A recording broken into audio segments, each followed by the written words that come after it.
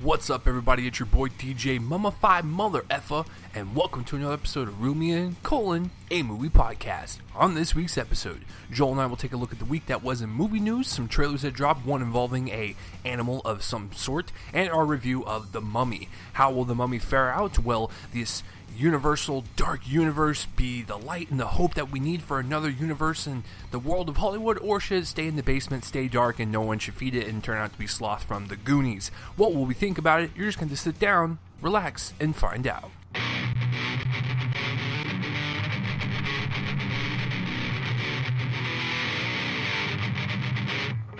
What's up, everybody, and welcome to another episode of Reel Me In, a movie podcast where you didn't really ask for, but hey, we're going to give it to you anyways. This is a podcast where my co-host and I will talk anything, everything, and anything about movies. I'm one of your co-hosts, Chase Lee, and hey guys, listen, if you're searching on the internet, to look up old reviews of like the 1999 Mummy or whatever, and you're not really a movie fan, but you were just curious about it, and you accidentally stumbled across this podcast, and you are not a movie fan, well, we will convince you to be one. This is episode 186, and you heard that correctly. This is not 1999, and you have not fallen back in time, because we are not talking about the Brendan Fraser Mummy. We are talking about the 2017 version. If you're new to the show, welcome. What we usually do is we talk about some movie news, some trailers, and then we will have our reviews of the big movies that come out, and maybe some smaller ones thrown in there occasionally, and that is what this week's episode is. It is the Universal Dark Universe start of it, I guess, of The Mummy with good old Thomas Cruise III, Tom Cruise for short, and then, of course, we'll get into the box office results for the weekend. But before we begin all that, I have to say hi to the co-host over there who hasn't said anything for 2 minutes straight. He's probably dead at this point, but I just want to make sure he's alive. Joel, how are we doing this week? I'm dead. How are you? Oh, he is dead. Okay, so it wasn't just from watching The Mummy. Oh, sorry. Did we just spoil that for you? How's the life going, Joel? How's the job going? You know that our listeners are very fascinated with your life. Yeah, I mean, it's going really well. Busy work week. A lot busier than I have more hours at my new job than I ever did at Target, and that's nice. And it's been a pretty busy week. We've had some people who went on vacation and or to an anime convention, so I've been working a lot this week, and it's been a lot of fun. So very. This week's movie was. And I'm just going to stop there. Well, that made me really sad because Joel just said he's working a lot more, which means we won't be able to see movies as much, which means I won't get time in with my side hoe, and that really irritates me. It kind of makes me upset, but life goes on, guys. Life goes on. Like Joel and I we'll get our dates in eventually, but he just couldn't get in this week. But anyways, so how are you guys doing? I'm doing pretty well. Another week. Just like last week, I told you guys that I ran in the rain because I have no car. I did the exact same thing again on Friday. So it seems like Friday is the tradition now for Texas to receive a monsoon and for me to walk in it. So thank you, weather. This episode is dedicated to you. All right, so without any further ado, guys, let's get this started with some movie news. Now, I will kick this one off with Neil Blomkamp, good old District 9 director, director of Elysium and director of Chappie. Two of the movies I have seen, one is great, one is fine, and then I did not see Chappie. Those trailers just pretty much scared me away from watching it. But anyways, Neil Blomkamp was recently being interviewed because he has this like new kind of short film or collection of short films or whatever that's kind of like out and about. So he's back in the talk once again. He kind of went away after Chappie for a while, and he was being interviewed like, what are some of your projects coming up next? Like he was rumored to do the Alien 5 movie, and of course Ridley Scott basically squatted him down with a fly swapper and was like, fuck no, I'm gonna do my Alien prequels. And so there was like, okay, so what else are you going to do? And he said that he's got an idea for, a follow-up to District 9, which makes total sense to me. The way that movie ended does have opportunities to go into a sequel route. And I think if if Blomkamp wants to get back into the good graces of the public, I think he needs to do this, because District 9 kind of came out of nowhere. It was a really well done science fiction film. It felt grounded. It had that documentary feel to it, and I really liked the way it was just kind of delivered. And, you know, it ended up being nominated for Best Picture. So this thing was kind of like, you know, it kind of blew everyone's expectations, because no one knew who Neil Blomkamp was. The name that was driving the movie, I remember back in the day, was produced by Peter Jackson. So, you know, Peter Jackson really kind of looked at Neil and realized that he was talented and gave him this opportunity with a $30 million budget, by the way, which looks better than some, you know, big blockbuster movies, The Mummy. And so, you know, it was nice to kind of see like this almost like independent film kind of exceed into big blockbuster fare.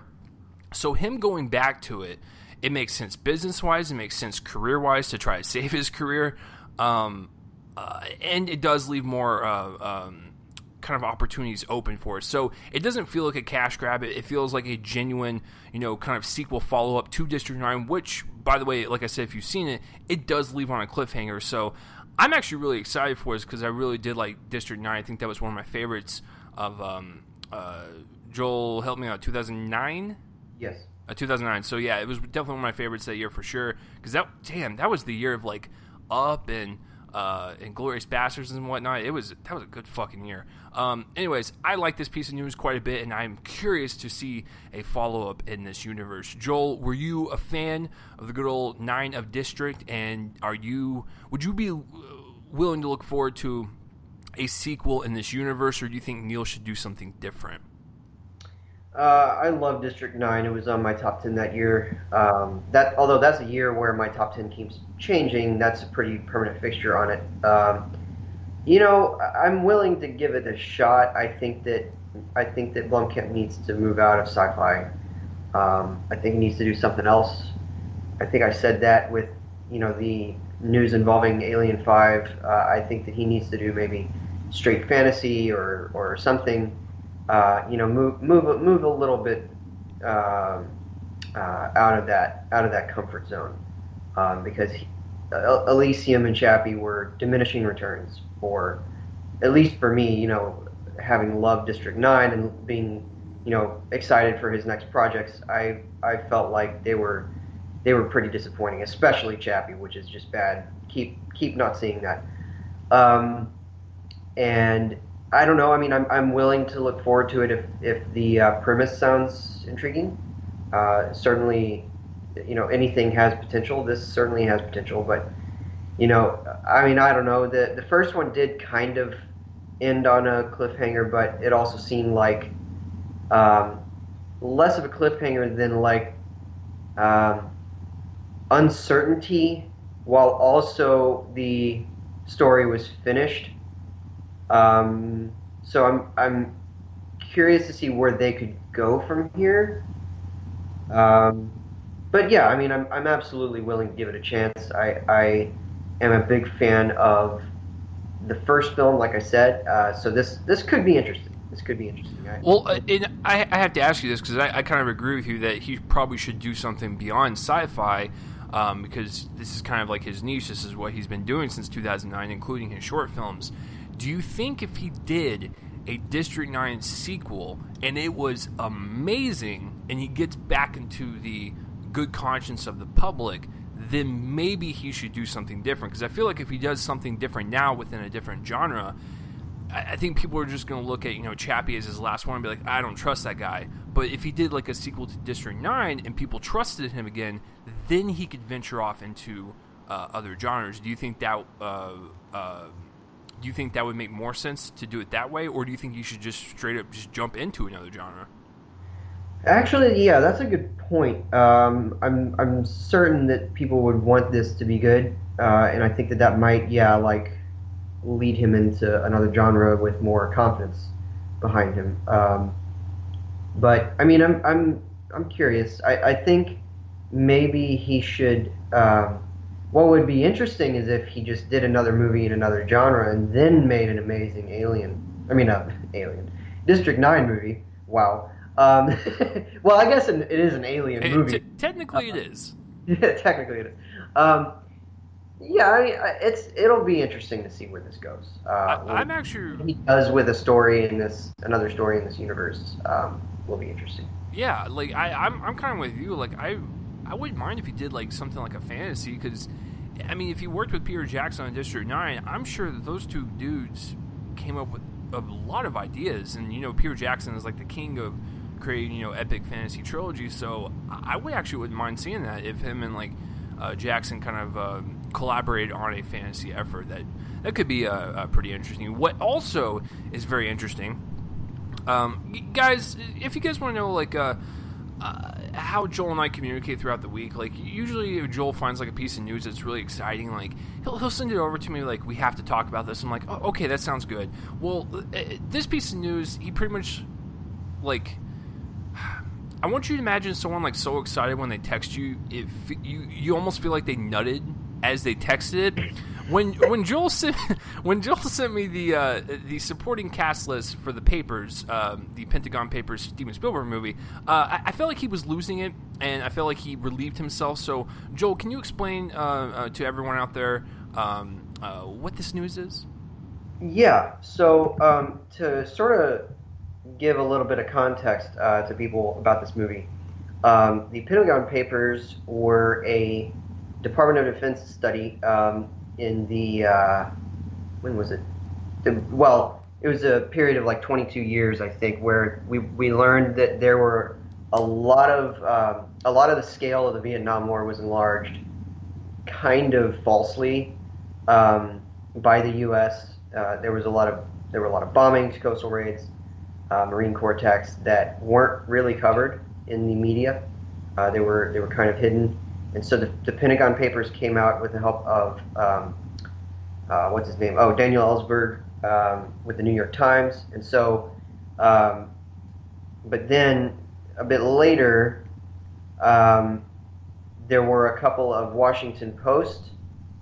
The editor of the Washington Post and the publisher of the Washington Post wanted to publish those papers, and they got in a fight with the federal government.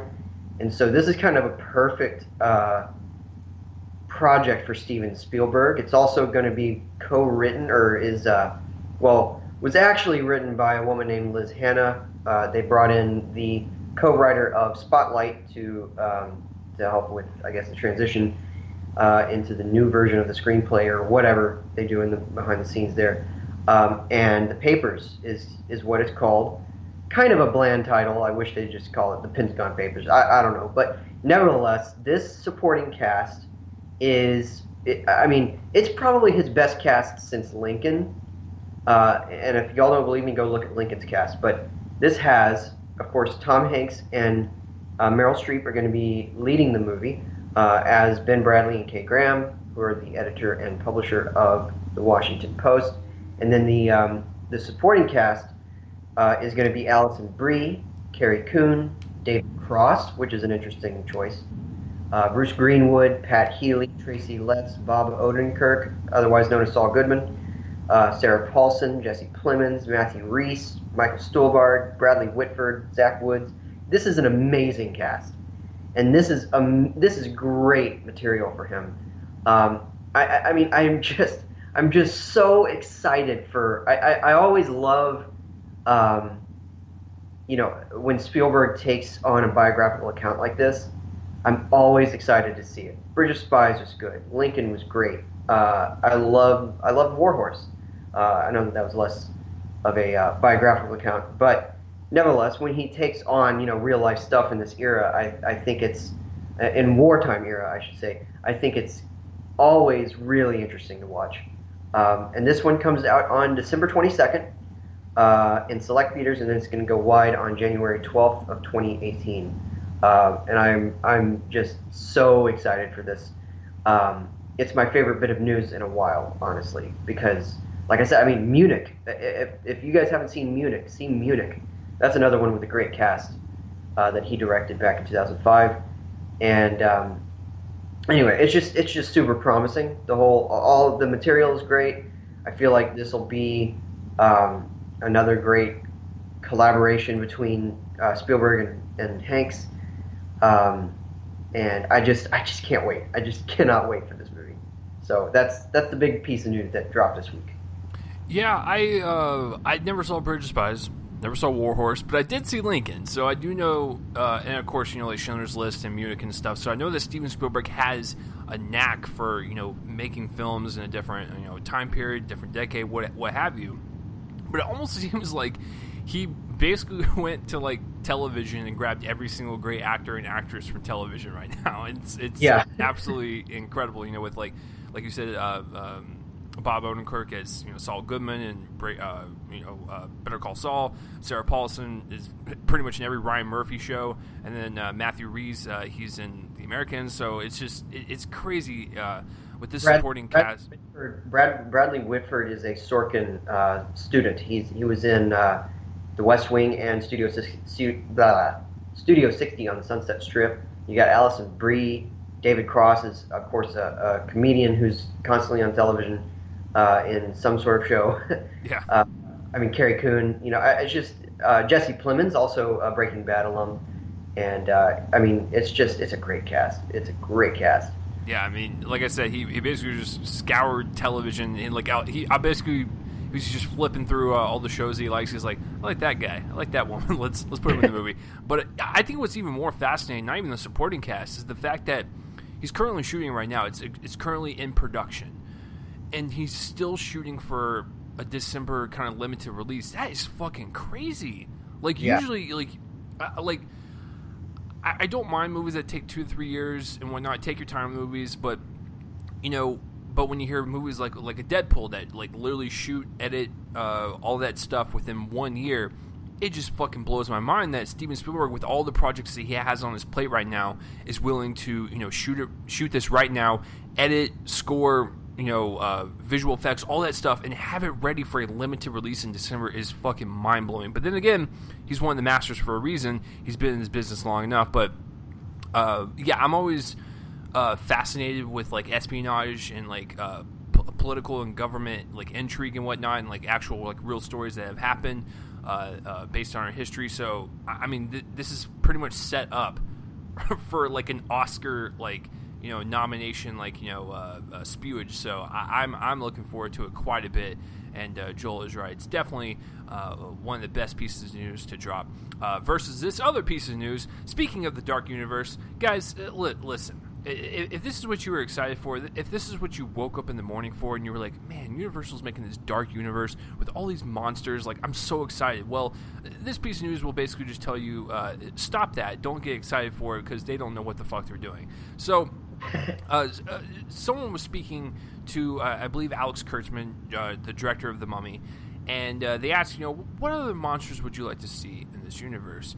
And he pitched two of the stupidest ones. I thought, putting Wolfman, Mummy, and all that stuff was it doesn't make sense. It's it's whatever. Universal owns all of them.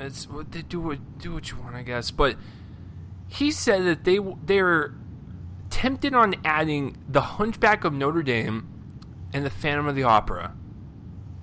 Joel, I have to ask you, what the fuck is going on over there? I don't that doesn't make any sense. What are we gonna have? A fucking Wolfman walking in one scene, the Hunchback, just looking like fucking Igor, just hopping along and shit. It makes no sense. And then with the Phantom of the Opera, what is he gonna do? Sing people to death? What fucking crazy producer is just let's take all these characters, and I don't know. It's interesting because, there's a lot of... I feel like the Hunchback and the Phantom are different from something like the Mummy and the Wolfman. Oh, it's hugely different. So that's why it doesn't make any sense. Because the Hunchback and the Phantom are... There's I'm going to get super pretentious here, but there's a lot of tragedy surrounding those characters in a big way, that I feel like something like a franchising of the properties of the characters would undermine that completely. Mm-hmm. There's a lot of tragedy in the Phantom character. There's a ton of tragedy in the Hunchback character. You watch any of the movies involving the Hunchback character, you get that. And it just seems. I mean, first of all, I think that they need to. I think Universal really needs to like rein in the plans here, because as we saw with King Arthur, which was supposed to be the first of six, that movie just flopped at the box office. So there's not going to be any justification of a series after this. With this one, I mean, I don't know how it did at the box office. I stayed away for you to tell me, but nevertheless, I mean, word of mouth doesn't seem to be great here, and I think that they need to really watch that. But even so, it's just such a bad idea to bring these characters in. I can't imagine like the Hunchback of Notre. It just I don't know. I don't know, man. Like tonally, it does not make sense. Kind of like the Mummy, but like what you were saying is perfect. It's like the Hunchback and the Phantom have such tragedy behind it, and maybe you can make an argument for like the Invisible Man and Frankenstein and the Wolfman, because they all have some type of tragedy with their story. To be honest with you, the Mummy is actually the only one that doesn't make any sense so far. If you want to think about all these characters and like what their stories are, like the Mummy's based on like a jealousy revenge story, and everyone else is kind of like this tragedy of deformity and whatnot, and not really wanting to show yourself to the world. So it's just, it is kind of weird, but yeah, they got to slow this shit down, because that is going to be one of my main issues in the review, is that they're literally not concentrating on one movie at a time, and they're just making these like 2-hour trailers basically for their upcoming movies. So that's what kind of frustrates me, is that all these studios out there that just think that if Marvel can do it, they can do it. I'm sorry, but they started something in 2008 and they had a game plan. They didn't really think about a shared universe. They had like this kind of storyline they wanted to portray, but they never once announced all these characters that they were going to do. It was just kind of like, oh, Iron Man did very well. Okay, so we have the Incredible Hulk coming. Oh, that did very well. Okay, so we have Thor coming on the way. They weren't just like, when the first Iron Man came out, we have 3 Avengers films planned. They never said that. And so it's just kind of like it was more of a natural, organic thing that kind of progressed into something that's very popular now. You can't just come out of the gate with your first movie going, we're making 6 movies. Because Joel's right. With King Arthur, it flopped, and now all those plans are scrapped. Now, on the other side, I didn't really like the fact that they scheduled 6 movies for the Power Rangers movie, but I actually really enjoyed the first one, but they aren't going to make anymore because it did not do that well. So, you gotta... I appreciate the confidence. I really do. Now, if you want to announce a sequel before the first one comes out, that's fine.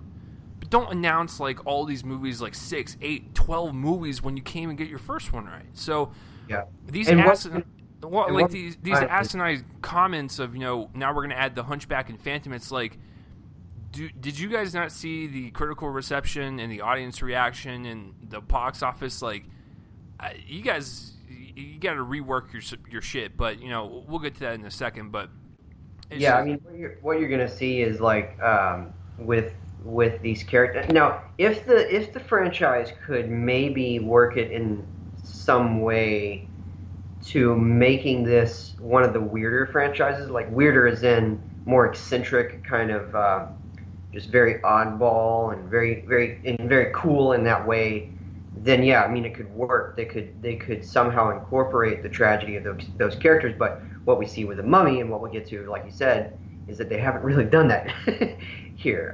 They are literally franchising them, and it's very poor.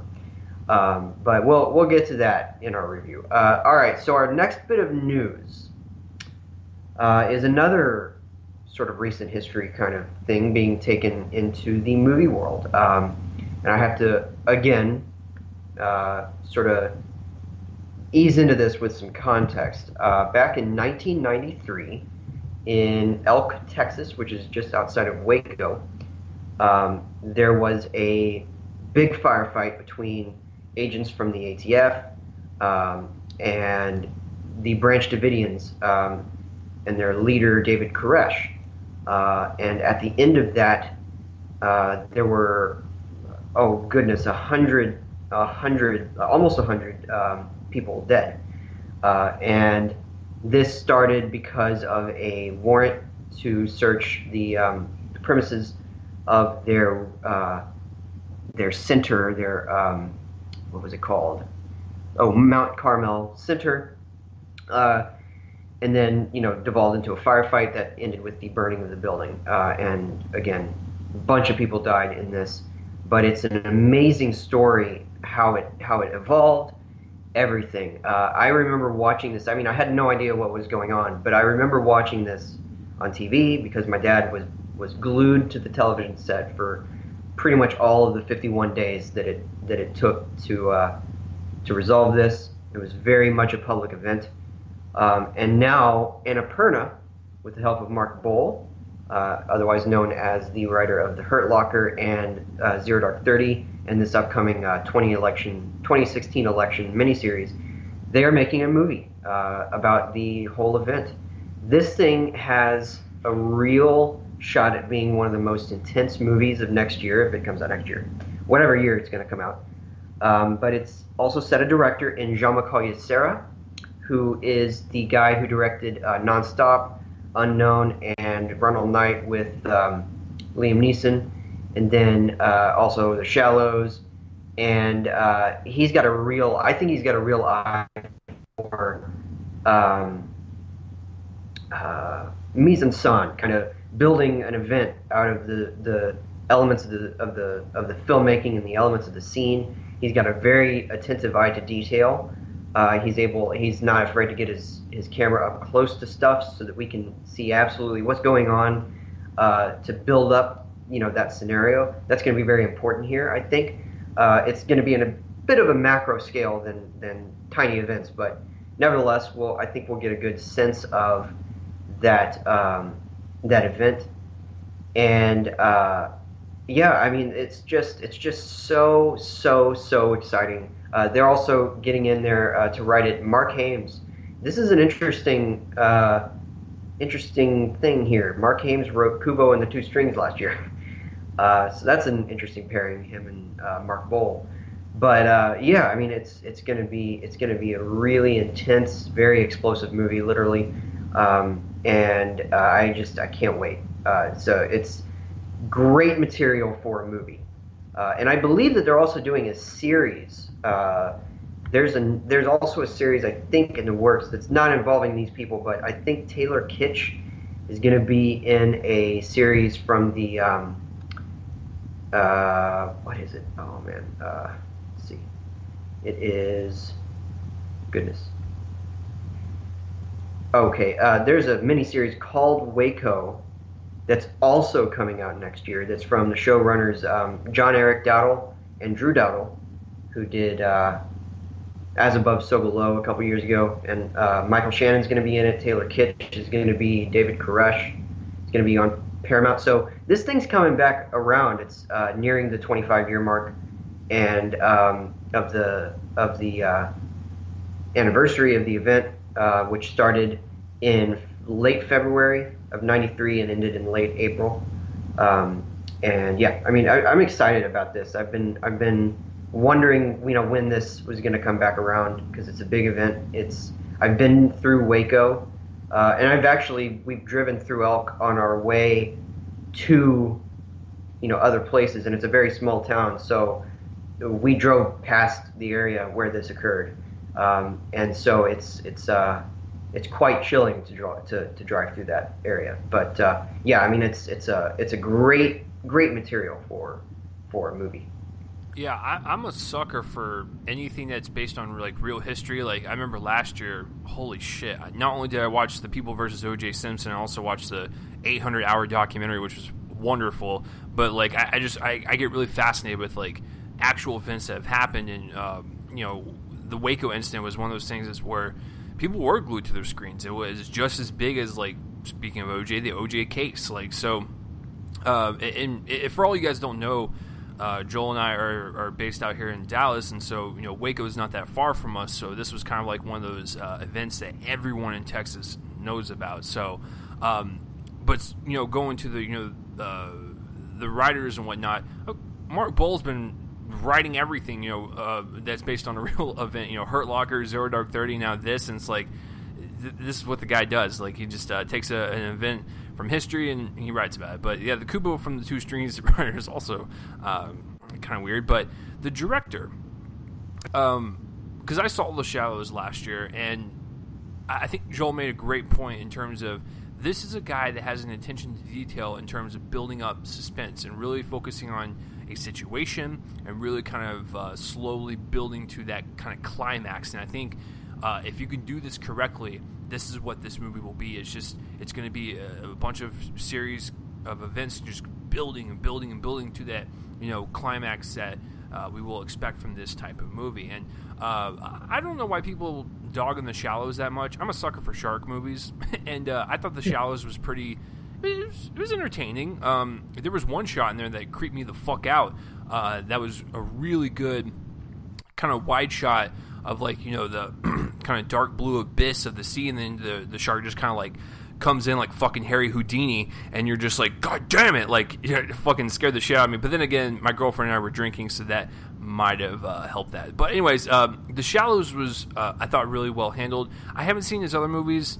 I think I watched Unknown once, and I don't remember it. So it's one of those things where The Shallows is fresh in my mind, and I think, believe it or not, it's actually a good pick. So yeah, so that's a pretty great piece of news for sure. So Joel's got the good pieces of news this week. I've got the it's like the whatever, because Joel's more sophisticated and educated than I am, so I figure I give him the better ones. Speaking of good pieces of news, I finally did get a piece of good news. James Gunn, Mr. Gunn himself, the director of Guardians of the Galaxy, director of that and the sequel, he is being tapped to kind of oversee the cosmic universe of Marvel as they kind of move forward. After Avengers 3 and 4, Kevin Feige has specifically said that they want to kind of venture off into a new path, which totally makes sense. This is the same storyline they've been kind of building up for the past 10 years. It makes sense to kind of move on after that. But having James Gunn kind of oversee the cosmic universe, so everything that happens outside of Earth, in space and whatnot, I think is perfect.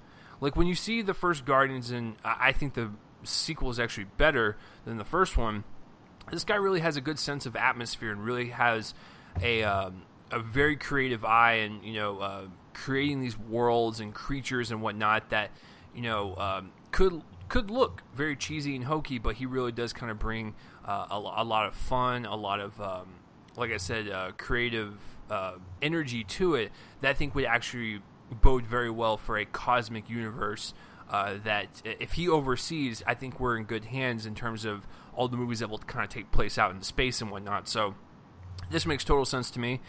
He is,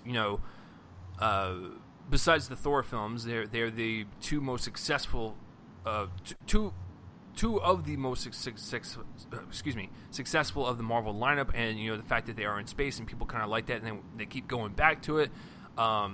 It just makes sense that he would kind of oversee that. So Joel, when Marvel does eventually kind of continue after Infinity War and Avengers 4, and doing this new path and really focusing on the lesser characters that we haven't really seen so far, do you think that James Gunn is the perfect kind of person to kind of be under Feige and kind of look after the cosmic universe while other writers and whatnot kind of focus on the earthbound stories? So I have to admit something. Chase, sends me the notes for each week so that I can kind of, do a little bit of research. And this is the one that I accidentally looked over. I didn't do any research into it to look it up. And he also, I think, autocorrect misspelled James Gunn's name in the text, and it says James Finn. Oh yeah, I saw that, and I was like, Marvel Cosmic Universe. So at first, I had no idea what you were talking about. Oh, you should have said something, because I looked at it, and I saw the text and I was like, oh, it autocorrected, but I was like, but Joel's smart enough. He knows who I'm talking about. I guess he didn't. Well, see what happened. So I was just looking forward to finding out who James Finn was. I don't know. It is. That's promising. great. Yeah, it is promising though. I like both Guardians movies. I think that he has a real nice sense of humor. He's gonna overlap. I think it's gonna be maybe slightly weirder than the overall MCU. That could be neat. I think that he'll have a savvier sense of humor, perhaps, in his approach, to directors and all that. It'll be really neat to watch this unfold, because I've liked the Thor movies. Well, maybe not the second one so much, but I liked the first Thor movie. I think that there's a lot of potential there, and I think that both Guardians movies were good. Gunn's a solid voice to bring this about. So I'm very excited. Yeah, it's like, because I remember after watching Guardians 2, I said, I said this to Joel, I said on the podcast, I said, like, if you didn't even know that Marvel is making Earthbound movies, like, the cosmic universe feels like its own separate thing, and that's what's kind of magical about it. And James Gunn does bring that kind of savvy humor to it, and he also has these really powerful emotional moments in both films, so he actually knows how to balance both without having one take over the other. So yeah, I'm really kind of curious to see like where they're going to take this cosmic realm and apply these characters, because I believe the first character to kind of experience that, if they have her in more of a cosmic reality, is Captain Marvel. Because all the other movies they have coming out are more Earthbound based, but Captain Marvel is the first kind of potential one besides Guardians of the Galaxy Volume 3 to have a kind of space adventure. If you guys know who Carol Danvers is and like kind of her backstory and whatnot. So, but yeah, if they have like another Guardian spinoff or whatever set in the kind of realm of space, I'm totally down for. So. Hold on. My phone went off and I was like, I totally just lost my fucking notes. Yeah, sorry about that. So, Joel, do you have... do you get irritated like when you watch a movie on TV and, it's probably like The Wolf of Wall Street? And so, like, for every time they say the F word, they say frickin' or fudge or, frack. Does it take you out of the movie when you're watching a movie, you're getting into it, and then they have it dubbed with the stupidest fucking words possible? Oh, I do, and in fact, I'm going to confess it right here. That's how I watched Goodfellas for the first time ever. Yeah, it was when I was really young, and it just happened to be on TV. It was about to start, and I was like, you know what, I'm going to check this out. And it was on a family-friendly channel, and so it was all completely castrated, pretty much. So Sony was like, hey, we can take this and make money off of it. They're basically doing what music studios do to CDs that are explicit when they make them clean. They're going to be launching quote-unquote clean versions of movies on, let's see, iTunes, Vudu, and Fandango now. They're going to be releasing clean versions of these at no cost. So I guess they won't make money off of it, but nevertheless, they'll milk this to whatever degree, and they're going to be offering just cleaner versions of this. This has already drawn a lot of criticism from people like Seth Rogen, who has done a lot of movies with Sony, and it's apparently to allow viewing for a wider audience. You know what? Screw the audience. Just release your movie. That's what I'm going to say. Damn, Joel throwing down the fucking hammer on this one. I didn't realize he was that passionate about this. Oh boy, this is censorship. It's censorship. I take the Eminem line on cleaning stuff up that's explicit. It's censorship, and it's stupid. It's just foolish. It's not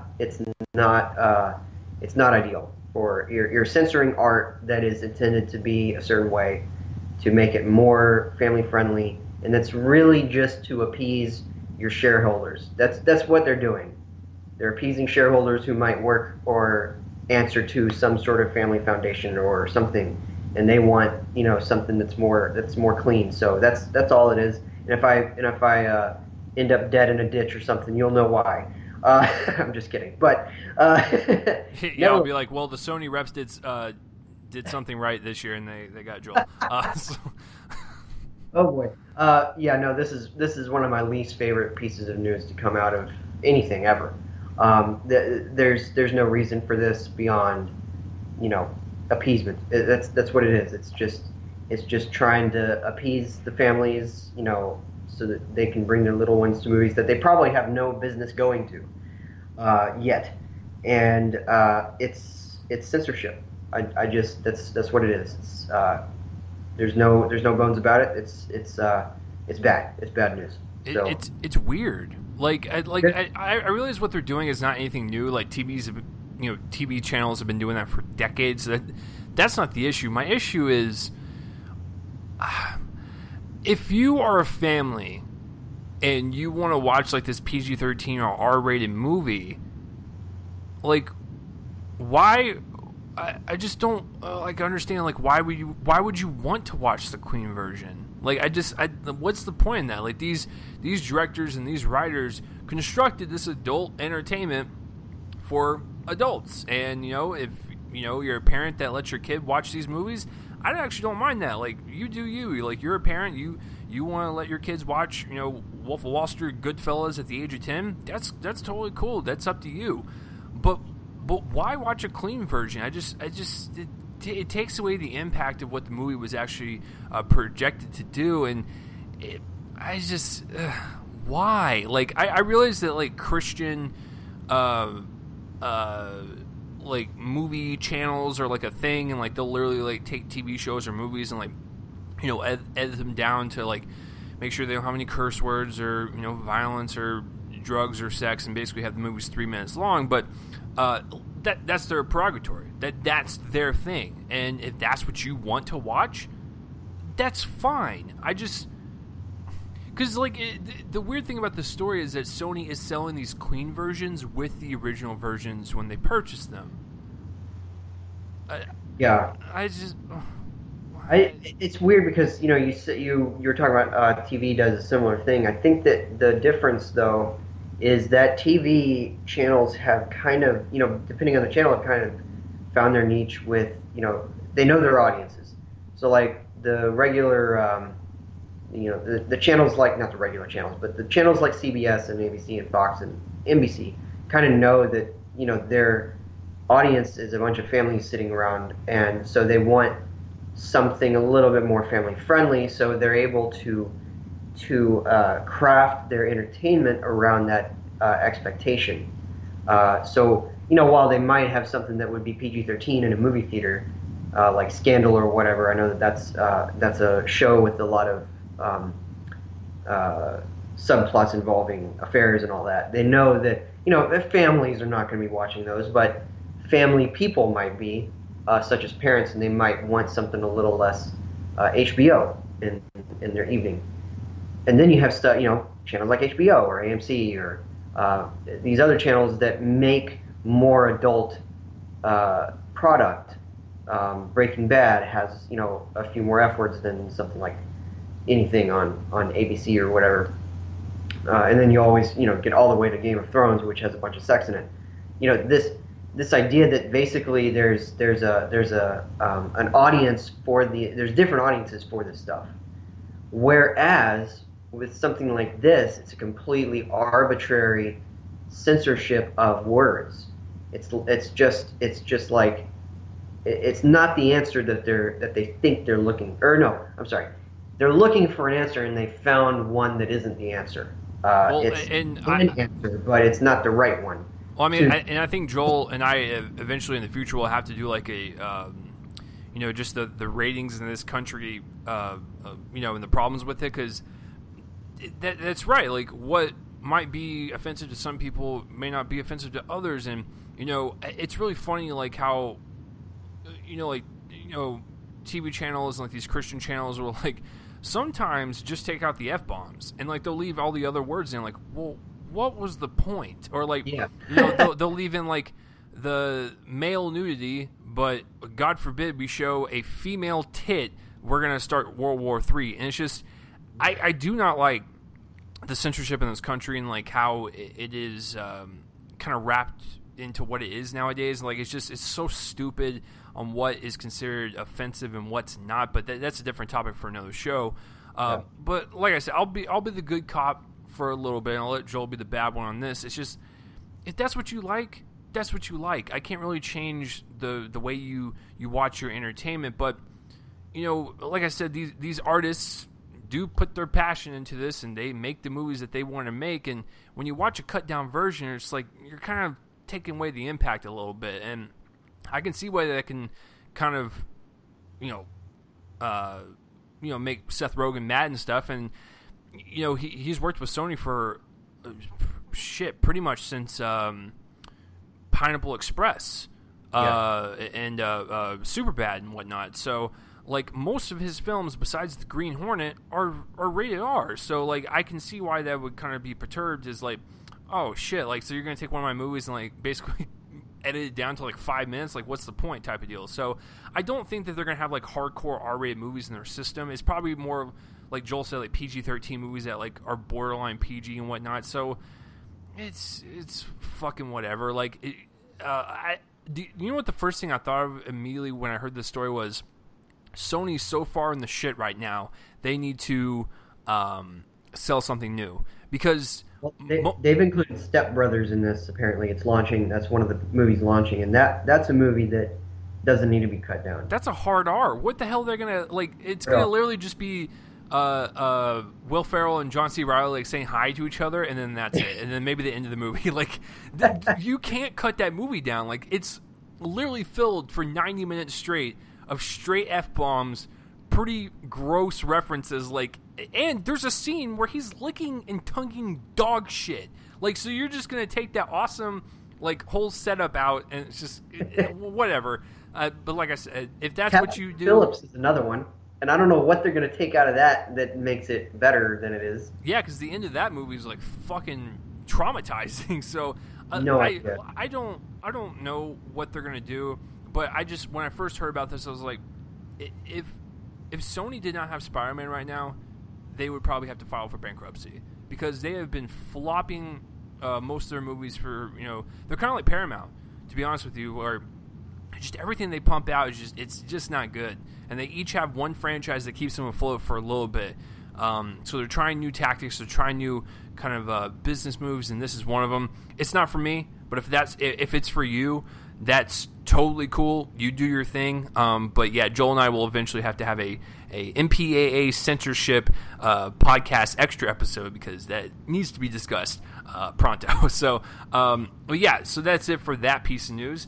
And speaking of what the fuck pieces of news, now we're about to jump into trailers here in a second, and we're about to talk about one of the most hotly anticipated ones of the week. However, they released a poster for it, and so Joel, would you, since most of our listeners, and whatnot, they can't see our faces, they don't know what we're doing. Can you verbally describe this horrendous Photoshop work on the Black Panther poster? Which, by the way, I don't know who the fuck you're hiring over there at Marvel. I like your movies, but your posters are garbage for the most part. It's the same shit. And they're getting worse and worse. When you look at the Spider-Man Homecoming one and look at that terrible Photoshop work, and then you look at the Black Panther one, you're like, is someone drunk over there? Like, who's high off their ass like making this shit? So, Joel, could you? It's gonna be story time with Joel here in a second. Could you describe this Black Panther poster and why we were a little hesitant going into the trailer? Yeah. So it's of is his name? It's T'Challa, right? Yes. Yeah. Okay. So the Black Panther character T'Challa is sitting on a throne, a really cool looking throne, and there's sunlight shining down on him. He's in this really big, elaborate gold, looks like a castle kind of thing, but really doesn't look like Chadwick Boseman is actually sitting in a chair. It looks like they photographed him in a chair and then took him out of the chair and like put him over the image of the chair and then also it wasn't actually Chadwick Boseman, it was another guy. Then they just took another photo of Chadwick Boseman, took his head off, faced it forward artificially, and then plopped it on his neck. You sound like the guy that pitched the poster in the meeting and was like, this is what's going to happen. This is how we're going to deliver it. They're sold! It's great. Oh my gosh. It's a really poor poster. I mean, I don't think it's as bad as the Spider-Man Homecoming one. That one was pretty bad. It was pretty bad. There was a... Speaking about the Spider-Man Homecoming poster, there was a guy who inserted a bunch of like other characters and then lost track of who was in the poster originally and who he added in there. Yeah, because ridiculous. Photoshop is so bad. His bad Photoshop was as bad as the actual Photoshop. And this is another one of those things. Somebody did this with Iron Man, put Tony Stark's head in the upright corner and then had Iron Man like coming out of the bottom of the chair, which is great. I mean, it's just what you expect at this point, and it looked like a real Marvel poster. And that's the problem. These things look awful, and you're right. I mean, it doesn't even look like there's light shining in, and it shines on his shoulder and none other part of his body. There's no other part of his body being lit up. I'm looking at it right now. There's nothing. I mean, it's just shining on his. Even though it's shining over the whole chair, it's not actually shining on him. And that's the kind of thing we're dealing with. I mean, we're dealing with a different thing when we come to the trailer, which is just terrific. But this is just hire the Mondo people. Get somebody else in here to make the posters. I don't know, but this is bad. Well, I mean, like when you look at the posters for like Guardians of the Galaxy, like they have like that Mondo vibe, like they have like that retro, very cosmic, like almost like you're taking acid, but it captures the spirit of the movie. Like that's what I always like in posters, if they capture the spirit of the movie. Like that's why I hate romantic comedies for the most part. It's because it's the same shit. It's just the two leads in front of a background, and it's just like, these two star-crossed lovers, will they fall in love? It's like, it's the same shit. And I think what disturbs me about what Marvel's doing is that they're not a company that is running low on cash. So it's like, why don't you go hire someone that's actually going to make people want to buy this and hang it up on their wall?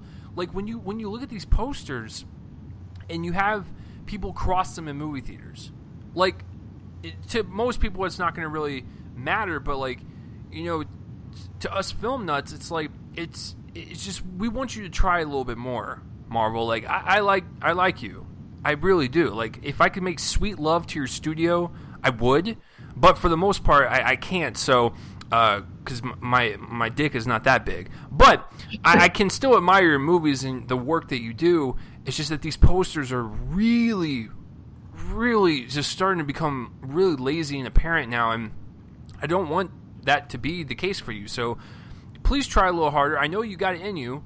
The Guardians posters are very good. Like, I haven't really liked any Marvel poster up until that point, but those Guardians posters really knew how to sell the movie. Very colorful, very vibrant, and really showed you what the movie would be like. And so when you put out these posters, it makes us a little worried for the fucking trailers. Just to let you guys know, that's kind of the rule of thumb. Whenever a studio releases a poster, the trailer's around the corner. So we knew the trailer was coming. And so when you look at this poster, it's like, oh, Jesus Christ. Like, it's just no. Just try a little harder. Joel, this actually reminds me back to 2014. One of the funniest looking posters. I don't mind the poster overall. It's whatever. But do you remember the X-Men Days of Future Past poster where Professor X is sitting in the wheelchair just like floating in midair? It is so... Oh my gosh. It's hilarious. Like, please search up the X-Men Days of Future Past poster and look in the bottom right corner and see Professor X just kind of sitting there all just he looks like he's confused. He's just sitting there floating in midair on his wheelchair, and I'm like, what? It's like someone literally got done with the poster, like, it needs a little extra spice, and so they cut out this weird Professor X image, plop it in the corner, like, done. So it's so funny. So please check that one out if you want to see some funny artwork. I'm sure that at the last minute they forgot to put in, they forgot to put in Professor X until the last minute. They're like, oh my gosh, we got to have him in this. That's so funny. It's so good. So the poster was garbage. However, bleeding into the trailers, we're going to talk about Black Panther first. But before we begin what was your favorite piece of news this week? It looks like Joel is a fan of the real-life stories and, of course, the supporting TV cast of Steven Spielberg's movie. And I'd have to agree. That is definitely it makes me more excited for the movie now, just knowing the people that are involved in it. So, trailer time. There's only a couple big ones that dropped. One of which was awesome. Another one was also awesome, and it makes The Mummy look like garbage compared to that, considering the person that's in it. But the first one is good old Black Panther. So this is the newest Marvel edition, which is fantastic because I love this kind of battle that Warner Brothers and Disney have going on, because anytime when great news happens about one movie, the other studio fires back. So, we're getting all this Wonder Woman heat, and, Warner Brothers is like, yes, we're taking over the news waves, and then Marvel's like, fuck no, bitch, sit your ass down. We're going to drop the Black Panther trailer. Hold my beer. Yeah, hold my beer. So this is what they did, and I liked it quite a bit. There's a lot of people that are mixed on it, but people have to keep in mind it's just a teaser. And this really just is just an announcement trailer going, this is what the film looks like. This is the type of humor that's involved. These are the players that are involved. This is what it's going to look like, and then we'll get the full-on trailer. Definitely with Thor Ragnarok, which will be about 4 months out from Black Panther, because this teaser is going to play in front of Spider-Man. So you guys have to keep that in mind. It's a marketing tactic. They're not going to show us the full trailer just yet, because the movie comes out in February. Like, it's still a long ways off. So the full trailer will drop a week before Thor Ragnarok hits in November, which would be perfect timing, and then 4 months later, Black Panther. But speaking of the teaser to Black Panther, absolutely loved it. I love the kind of the feel to it. I love the kind of flair it had going on, especially the second half, and it all had to do with the music choice. I think the music choice really kind of pumped up the kind of energy of the film and really kind of showed you the style that Ryan Coogler is going to bring. I love Chadwick Boseman in the role. He was really great in Civil War. And so when you watch this trailer, knowing the events in Civil War, it's going to be very interesting to see where they take this character, because I'm not going to spoil anything, because Civil War is not even, it's a little over just a year old, but the events in that movie really kind of threw T'Challa into this kind of whirlwind of emotions, so to speak, and I want to see where he kind of takes his character in his solo film. And of course, Andy Serkis is in it. It actually opens up with him, and he looks menacing and creepy as always. And then, of course, Martin Freeman's in there, Lupita Nyong'o, it's Michael B. Jordan. So it's got a really great cast. Everyone looks fantastic. It looks like he's going to really kind of capture the essence of Wakanda. It almost had like kind of a Thor vibe for a little bit, which is fine with me in terms of costumes and props and sets and whatnot. So it's just another addition in the Marvel franchise. Black Panther was definitely a standout, as was Spider-Man in Civil War. So I can't wait to see his solo film. And, of course, Michael B. Jordan looks like he's fucking terrifying in his hairdo there. But Chadwick Boseman looks like he is the perfect person cast in this role to carry a film. And then, of course, that song was fucking awesome. Like, it made the whole trailer and really just kind of punched you in the face a little bit and was like, this movie's coming. Get ready, bitch. And so, Joel, what did you think of the Black Panther trailer? Oh, it was awesome, and I completely agree about the music. It really does make it, especially against the backdrop of that sort of Inception-y kind of knockoff music. Just the juxtaposition there of rap with that backdrop. It was really interesting. and everybody looked great. This and Thor Ragnarok are like the most excited I've ever been for Marvel movies, and that's a great feeling.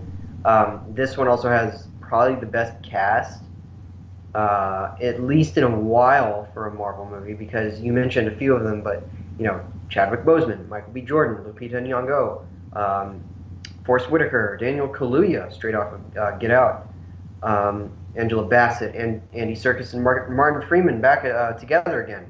It's Bilbo and Gollum, which was neat. I didn't even think about that. Yeah, no, it's neat to see that opening scene because it captures them in sort of the opposite direction of the Riddles in the Dark scene in The Hobbit.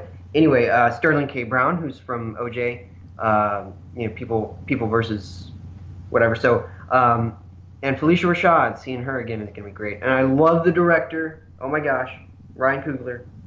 Fruitvale Station was excellent. Creed was my favorite film of 2015. This guy's the real deal. Can't wait to see what he does with this material. And I mean, it's just everything about the trailer. Like you said, I think that it looks really entertaining. It looks like it could really dig deeper into the Black Panther character. That's exciting. It also seems fresh. Because I know a lot of people talk about superhero fatigue and whatnot, but dude, I'm telling you, like, if you bring on a director that has a specific flair and a distinct style, and they apply it to that film, it's going to always seem fresh. And so, Marvel is, I can't even count right now. Like, there are a lot of movies deep into this universe, and just every single trailer they come out with, like with a new edition, it just looks so fresh, exciting, and new. And you're like, they got the right guy to do this. And to make it even more depressing, Joel, Ryan Coogler is our age, and he's made 3 films so far. So if that will not depress you, I don't know what will. What are we doing? Yeah, exactly. But yeah, it's a great trailer. I can't wait. Like it's also going to take the Deadpool route and release in February, which is very interesting for Disney Marvel to do, not Fox Marvel. But I think Joel will probably agree with me on this, and we're saying this now in June, but Black Panther is going to explode like Wonder Woman. It just is. The lack of representation for black superhero characters and just an all black cast and type of a big blockbuster is something unheard of. And so when you look at what Wonder Woman did and having the female superhero audience being represented and the female empowerment that movie provided, this movie is going to do the exact same thing, and I think it's going to kind of explode critically, audience-wise, and really just kind of be important for the kind of progression in the film industry. Joel, do you feel like Black Panther will kind of do what Wonder Woman did?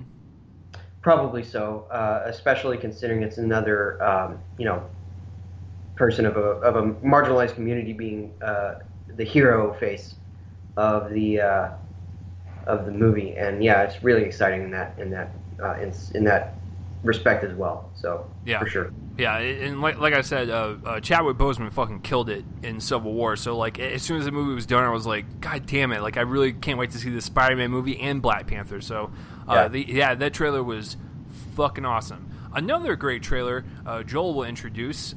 Joel, so Thomas Crurilius had a movie come out this weekend, and so I'm assuming, because I went to a press screening of The Mummy, I'm assuming that this trailer dropped in front of The Mummy to get people hyped for another Cruise project.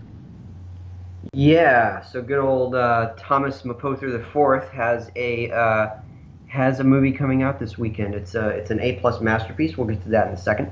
But he has one coming out this fall. It's going to be certainly I feel like it's probably going to be considered a player in the Oscars. Whether it makes it there or not, I don't know, but we'll have to see the movie. But it's called American Made.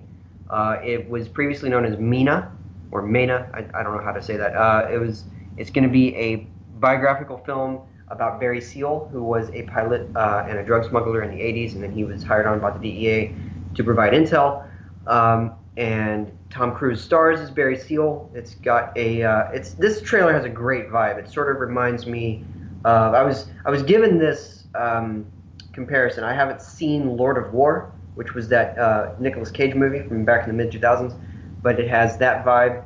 Certainly in the trailer, I remember the trailer for Lord of War and had the same feel, and that sort of mixed with something like American Hustle, where I think to be honest with you, Joel, I thought you were going to say The Big Short. Like, it and kind of had yeah, like the Big Short vibe.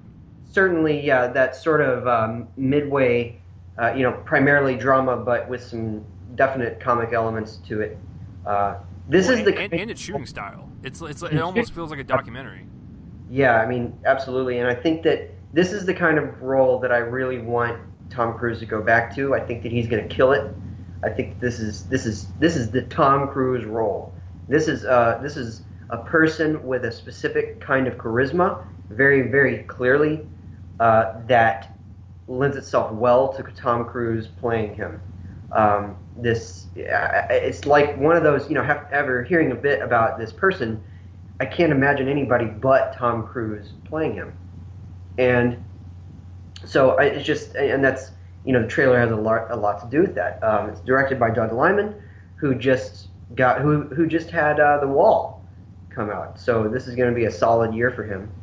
I'm very excited. It's a killer trailer. It's coming from Brian Grazer and Ron Howard on the producer end. I love that team up. I usually love Imagine Entertainment stuff, and I'm super super excited. Also, this is a bit of a nerd thing, but Dylan Tishnor is one of the editors, and he edited stuff like Brokeback Mountain and Boogie Nights. There Will Be Blood. So that's a really solid background for one of your editors. I think the other one did. Let me see. Andrew Mon Sheen did The Sixth Sense, The Cider House Rules. So a couple really good editors, and I think that this is going to be one of those movies where it's going to be very eccentric on the creative end. It's going to be very very exciting, if you will. And so I'm excited about that. It's a great trailer, sets up the mood well. September 29th is when it comes out. So looking forward to that. Yeah, I really like the trailer quite a bit because it kind of came out of nowhere. Like I was aware of the movie, but I didn't know how it was going to be, shot. I didn't know how it was going to be acted. And like it completely just blew me away because you're right. Tom Cruise's best roles are when he's not an action superstar. My favorite role he has ever done, speaking of PTA films, was when he was playing basically the swindler in Magnolia, where he played this guy who fuck Joel, I'm like losing my words right now. He's more of like not a psychic, but he was like he convinced people. He was like a motivational speaker almost. Oh yeah, but that was my favorite role he had ever done, and he's not a big superstar in that one. He's in an eclectic cast, and he completely carries that role in the movie, and he does it very, very well. And he was actually nominated for supporting actor Oscar. And so him going back to these type of roles where he's actually acting, I love it. So the trailer was it had like that kind of energy to it. I love the way it was shot. It reminded me a lot of The Big Short. I was like, okay, so this is going to have like some really interesting comedy elements, but also have some really good dramatic elements that kind of showcase this real life event. It was a wonderful trailer. And I know that he's got it in him. He just sometimes does stuff like The Mummy. And you're like, Tom, I know you can act. Please do movies like this or work with PTA more. Like, you just need to do those two things and you're good. So, yeah, that definitely both good trailers. But kind of a short trailer week. Sorry, guys. There's just nothing really came out this week. I scoured and I scoured. There was a lot of, really, really small indie films. Some of which I have never even heard of.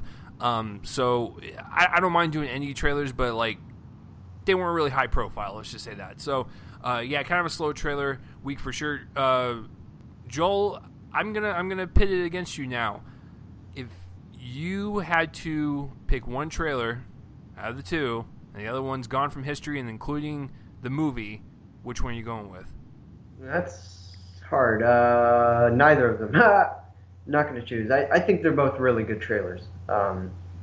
So I was about as excited for both of them equally. That sentence didn't make any sense, but there you go. I was excited for them about equally. There we go. had a weird "as" in there, and that didn't make any sense. But I'm excited for both of them. I think that they're both really killer trailers. Great use of editing techniques and music and all that. So I'm going to say that they're about equal. Thanks for copying out. I think since I'm on a superhero high, I gotta go with Black Panther.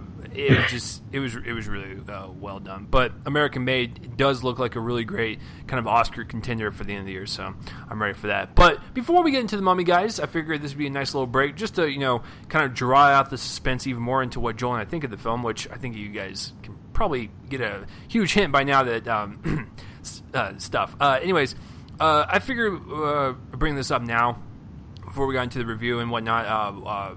We had a passing in the Hollywood realm, if you will. We're supposed to do this at the beginning of the episode, but you guys know, after 4 years of doing this, I still can't get this right. But we had a passing of Adam West, good old Batman from the 60s, and a very prolific voice actor. Done a lot of shows, whether you talk about family shows or most famous role in Family Guy, Mayor Adam West and whatnot. So I'll let Joel speak first, but yeah, I just figured I'd bring this up because you could like or hate the 1960s Batman and that type of style and kind of comedy slapstick, but he was the first person to don the suit. And he pretty much was a legend in Hollywood. He was the first person to play the iconic Batman. He definitely had an impact for sure on a lot of people. So, Joel, does the passing of Adam West, does it crush you a little bit? It does. I watched I watched a few episodes of the original show. I certainly haven't seen all of it, but I have seen the original movie. And you're right. Whether you like it or not, the movie really did commercialize the idea of this character being a good one for the cinematic use or television use or whatever, moving picture use, if you will. After being a comic character on the page, and it's a very sad loss. Without Adam West, we may not have had, Mike Keaton and Val Kilmer and all of the other ones that have come after that. And so thoughts are with his family for sure. A very significant loss. Yeah. So Joel, I have to ask you, since for all of you guys don't know, I don't know why you would know. I speak on it all the time because we are a part of the earlier millennials. So we were born, and kind of grew up in the 90s and whatnot. And so what was the first thing you remember seeing Adam West in or hearing Adam West in? I'm actually going to have to say the original Batman movie. I think I watched that when I was about 10. It was certainly after I had seen all of the 90s movies. I saw the first two at home on, with Michael Keaton at home on VHS, and then I saw the Batman Forever and Batman and Robin in theaters, and then I think it was after that I was like, oh man, I really want to watch the old series, just to see what it was like, and I watched a few episodes. They had him on back when... Actually, I don't know if it was TNN. I think it might have been TBS or something. Had it early in the morning sometimes, and maybe it was TV Land. Might have been that one. And I watched that, and I think I went out and rented the movie. So it was either the old movie or one of the episodes of the series. I can't remember which order, but it was definitely that role. And then, of course, I've seen him, on and off in Family Guy, in the role of really clever role of Mayor Adam West. I don't regularly watch Family Guy, and I never have, but I have seen him in episodes that I have watched. Really, really solid voice work. It's kind of. I feel like it's a significant loss that we're gonna. I mean, it's very sad. He really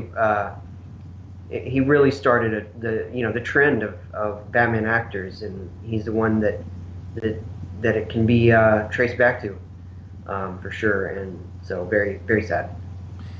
Yeah, it was one of those pieces of news where, like, you know, I've told you guys this many times. I'm not a fan of the whole Batman show or the movie, but I can acknowledge the impact that he had. And Joel's right. Without him, we would have never had these kind of darker takes on Batman. So he was the first. He was the OG. The first thing I ever saw him in without even knowing he was in it was Fairly Odd Parents, and then I've been watching Family Guy since the beginning. So of course he wasn't in like the first few seasons, but you know, later on, teenage years and whatnot, he would always appear. And dude, that guy was so fucking funny. Like, he had such a great delivery of like deadpan humor. Like, that's why it works so well in Family Guy, because his character was dumb, and so he was very, like, you know, he almost like he was dumb, but he was likable and charming, and everything that came out of his mouth was so ridiculous and random, but it worked. It worked for Family Guy, and he was actually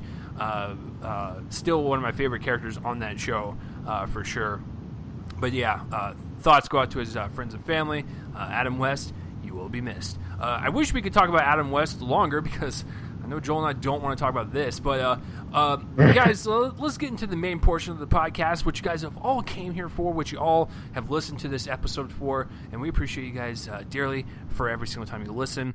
But I think it's about time, because, you know, with Joel coming on, you know, as a full-time co-host, we haven't really torn into a movie together. Like you usually, like, he might like a movie a little bit more than me, or, you know, we'll both like it, but we've never reviewed a movie, I think, thus far, where I think we both agree that it just wasn't good. And I'm excited to kind of take this journey with Joel and just tear it a new sweaty asshole, because it absolutely deserves it. So, like I said, don't tune the episode out. This is not 1999. You were in the right decade, because we are not talking about the Brendan Fraser movie, which I wish we were, but we were talking about the 2017 version of The Mummy. This is the start to the Universal dark universe that they want to do. And they want to have Invisible Man, Frankenstein, Bride of Frankenstein, Wolfman, all these different characters, and create their own, like, Avengers-style universe. So this was the first one out of the gate. And I'm going to just say that when I saw the trailers, was not interested in it, didn't look really good at all. Went to the screening. Yeah, basically, my thoughts were correct. So I'm just going to say, I will say that severely disappointed, super bland, and didn't like it really at all.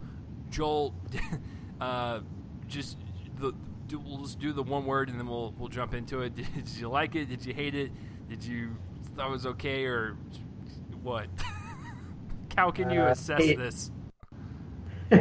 Hated. Okay, well, this is off to a great start. So let's, I guess, start off into the pros, which is very, very, very, emphasize that, very minimal. The pros for me on this one is I actually really did like the backstory to the Mummy. I you know, it was one of those things to where, like, when the movie started, it wasn't terrible. It was like, okay, it's passable, but I really got invested into the kind of jealousy, revenge storyline of the Mummy, and I think Sofia Boutella really kind of accentuated the anger that, you know, you would kind of see in, like, a queen or a princess or whatever that's trying to take the mantle. So I really did kind of like showing her backstory and how she became the Mummy. Like, that was slightly intriguing. That's it. That's all I got for pros. Joel, well, and I will say that as much as he was very, very, very hammy in his role, I enjoyed Russell Crowe as his character. I will not say who his character is, just, you know, in case you didn't watch the trailer, whatever. You know, he was entertaining to watch, and I think they really had fun in their roles, but that doesn't justify a good movie. So I think those are my only positives, and then, yeah, I'm done with positives. I'm about ready to jump into negatives. But Joel, is there anything, and I mean remotely anything, about this movie that worked for you? You know, you gave that one, and I was trying to think back through, and I can't think of anything. I mean, I'm not giving it my lowest rating. I'll get to that in a second, but that's because that's reserved for very special occasions.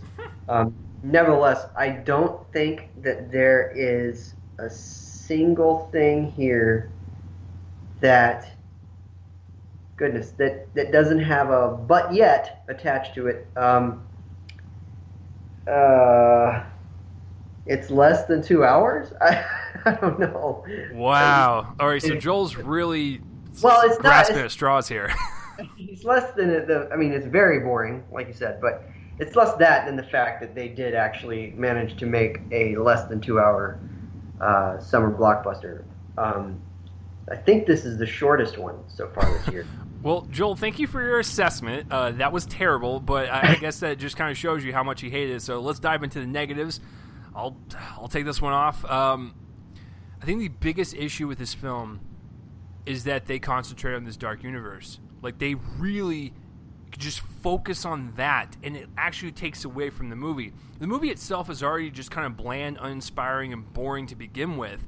But when you're having the story of the mummy play out, and then it cuts to a scene with them describing this dark universe and other monsters and stuff, you're like, this doesn't even feel like a part of the same movie.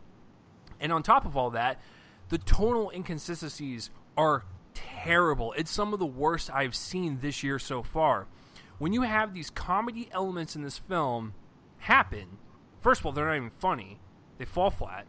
They happen, and then they'll spin around the next scene. It'll be like this horror adventure scene. I'm like, this doesn't work at all. And it doesn't help the fact that there were 6 fucking writers on this thing. So you can definitely tell just from the amount of writers that there was a tonal inconsistency because no one knew what the fuck to make of this movie. They were just like, let's throw everything at the screen and it's going to appeal to everyone. That is not how it fucking works.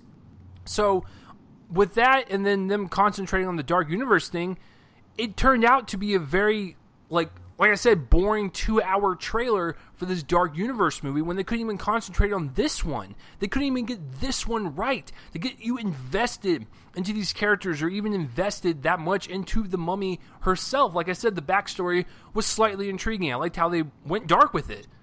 Pun intended. Like, it was pretty graphic. And I was like, shit, they're really doing a lot of things for this PG-13 universe, but you know, beyond that, you don't give a shit about anything that's happening to the characters. There's no weight to anything. It's just kind of like the movie starts, they discover this mummy, things happen, and it just ends, which, by the way, the ending of this movie is such a humongous cop-out. What a fucking terrible ending. This is Universal going, well, you know, we hired Tom Cruise, can't kill him off, we gotta make him important to the universe, and it's like, what the fuck? That didn't make no sense plot-wise. On top of all that, if you want to talk about the acting, even Tom Cruise's charisma couldn't save this. Like, the lines he was spewing out of his mouth were very cringeworthy. I hate using that word, but it was. It was like, wow, he's trying to be funny, but it's just not working. Like, there was literally a sex joke that happened 3 times with the same joke. I was like, who in the fuck wrote this? So even with his character, you just didn't care about anything, and his charisma could not save it whatsoever. I thought Annabelle Wallis was boring and bland. Jake Johnson was completely miscasted. I hated his role, and I love Jake Johnson. I've met the guy. He's even funnier in real life, and I love New Girl. And you know what? I would actually prefer his nonsensical role in Jurassic World over this. Because everything uttered through his mouth in The Mummy was, it's like they didn't even write these comedy lines for him, and he just riffing on set, and they were just like, Jake, can you not do that? And he was like, don't worry, I'm just doing my thing. And they're like, oh fuck, well, we can't tell him to say no, so we're just gonna keep everything. Everything that was uttered out of his mouth was a joke, and he didn't take anything serious whatsoever, and that just irritated the fuck out of me. I guess one of the other positives I will say is that some of the set design looked okay, I guess, and does kind of capture this horror atmosphere that I thought they were trying to go for, but then it just turns around, there's just a fucking joke in the next scene. It just, god damn it doesn't work. Let's see. Yeah, I guess that's about it. The effects are lazy and uninspired. I've really never understood this story trope of the monster like reviving skeletons to fight your battles when they're easily defeatable. Like there's a scene where Tom Cruise literally punches his hand through a skeleton as they're holding him down. So you're like, wow, why are they doing your bidding anyways? They're easily defeatable. Anyway, that's just a small thing. I hated everything with the Dark Universe stuff.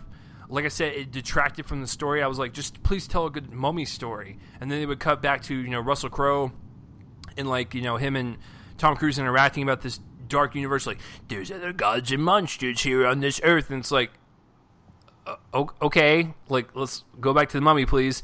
And there's also a shot in the movie that reminded me of the shot in Amazing Spider-Man 2 where the guy was walking down the aisle, and we saw all the villain stuff in like tubes behind him, and that was Sony basically going, "Oh yeah, we got the Sinister Six movie coming. You guys ready for this shit?" They did the same exact thing in this, where Universal was like, you see all the monsters in tubes over there? Yeah, we're gonna be starting some shit, and it's like, I don't care when I don't even care about the fucking first movie that you started out with.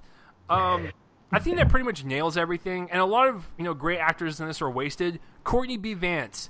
What the fuck? Why was he in this movie? He had like 3 lines total, and I don't even think he wanted to be there. So God bless you on wanting to get the paycheck to like add another addition to your condo, sir. But pointless. Fucking pointless after you had an amazing year last year. It just makes no goddamn sense. I think I've nailed everything. I guess one last thing. Annabelle Wallace's character, there was no point in that, like, at all. Like, she was literally just there to be cannon fodder, which kind of pissed me off a little bit. If you think I'm going to be sounding like an SJW, whatever, for a second, whatever. It's just, like, after seeing Wonder Woman last week and then seeing a character like her being, like, a damsel in distress and very pointless, I'm like, okay. So it looks like Universal's literally going back to the 30s and stuff, when their monsters were created. I just thought the whole movie was pointless. It was a setup for this dark universe. Couldn't make the first one work. Totally inconsistent. Characters so bland and boring, and the comedy does not work. God help you, does the comedy not work? It's so fucking bad. And I think the last thing I will say, and I'll turn it over to Joel, and I'm gonna get my drink and just sit back and listen to him rant on it, is that there's a thing at the beginning of the movie where Russell Crowe is explaining something, and he's not talking to anyone. He's explaining it to the audience, and I think that was like pretty much the type of tone we were getting from Universal, going, yeah, you guys are dumb, we're going to have to explain everything. And I was just like, wow, they're really starting the movie off very terribly right now.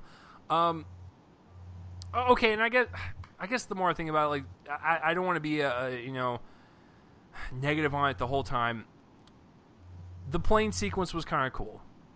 It kind of reminded me of the practical stunt work they used in like Inception and stuff, and I will give them props on that. All right, I'm done, Joel. And to believe it or not, before I give I'm gonna let Joel go, and then I'll give my grade afterwards. But I'm gonna let you guys know the review I have on my YouTube channel. I gave it a certain grade.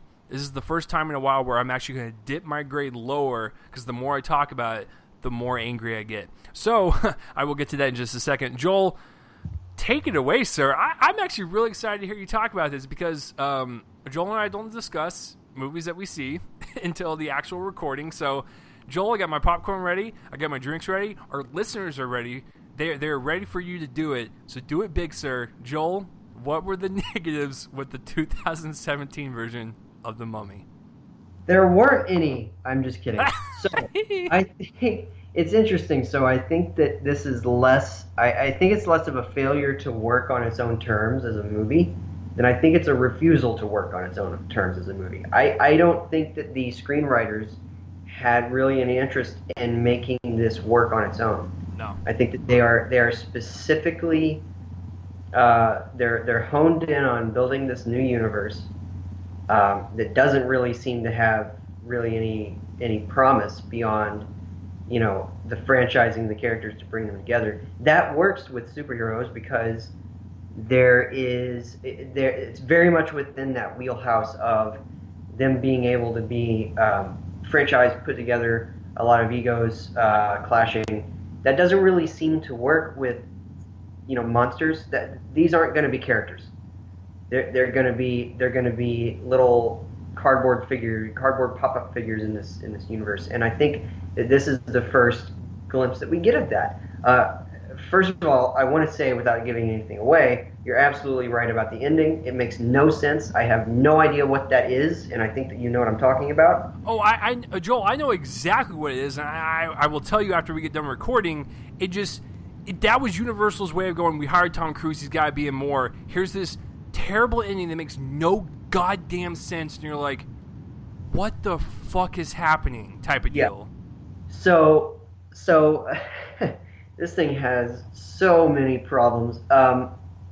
This is kind of a disaster.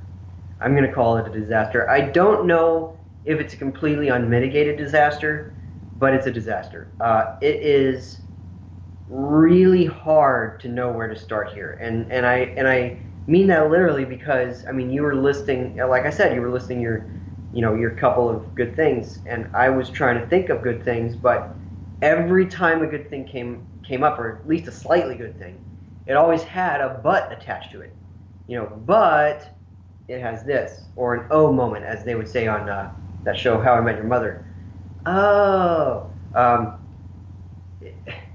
This screenplay is one of the most expository screenplays in a while. This and King Arthur have a very similar problem in that department.